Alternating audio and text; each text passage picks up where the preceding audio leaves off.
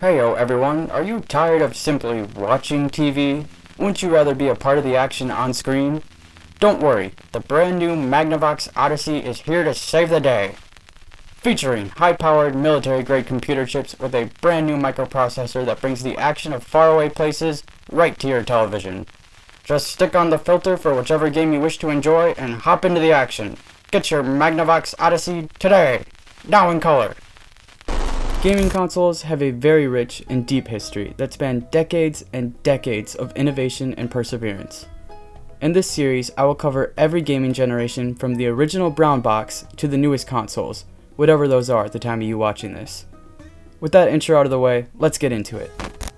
When you think of the 70s, what comes to mind?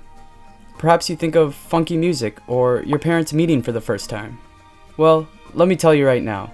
None of that matters. Ralph Baer is the only thing you need to know from the 70s.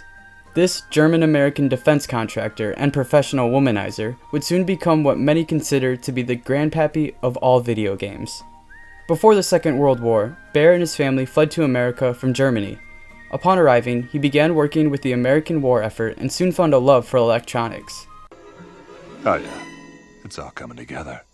He continued his passion of electronics when in 1966, he fell off his toilet and hit his head, giving him the idea of what we would now call video games. Just kidding, he didn't fall off his toilet, but he did come up with the idea of playing games on your TV screen during this time while working with electronics for military applications. It was the 60s, so it was probably drugs. With the funding from his employer, Baer was able to produce the first ever home video game console. This groundbreaking, revolutionary, world-changing piece of modern technology was known as the brown box. For marketing purposes, they renamed it the Magnavox Odyssey, which was probably a good move. During the 50s, television sets were beginning to become more and more affordable to the everyday American household. 20 years later, most Americans had a TV in their house. Ralph, being the genius he was, said that companies should be inventing new ways for people to interact with their TVs, since the market was considerably larger than what it was even a decade prior. After writing a 4-page proposal paper, his supervisor gave him $2,500, or basically $1 billion in 1970s money, to make this dream a reality.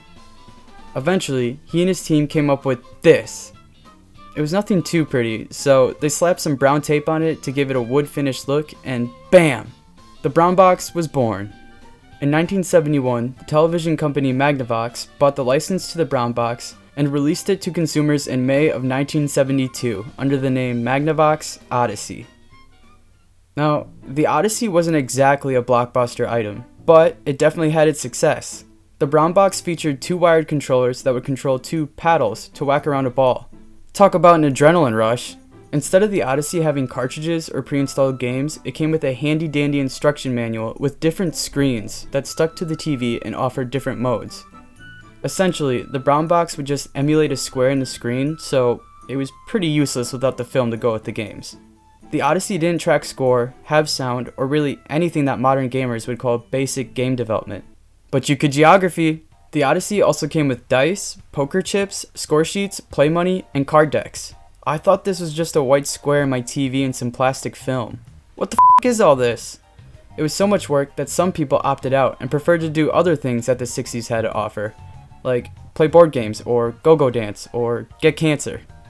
Thanks to a pretty decent marketing campaign that capitalized on TV ads, many parents were forced into buying their kids this new piece of tech.